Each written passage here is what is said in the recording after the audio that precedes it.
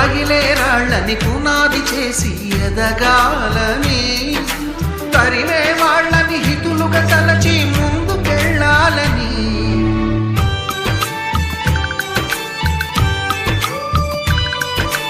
కన్నుల నీటిని కలల సాగుకై వాడుకోవాలని, కాచే నిప్పుని ప్రమిదగా మలచి కాంతి పంచాలని, గుండెతో ధైర్యం చెప్పెను, చూపుతో మార్గం చెప్పెను, అడుగుతో గమ్యం చెప్పెను, నేనున్నానని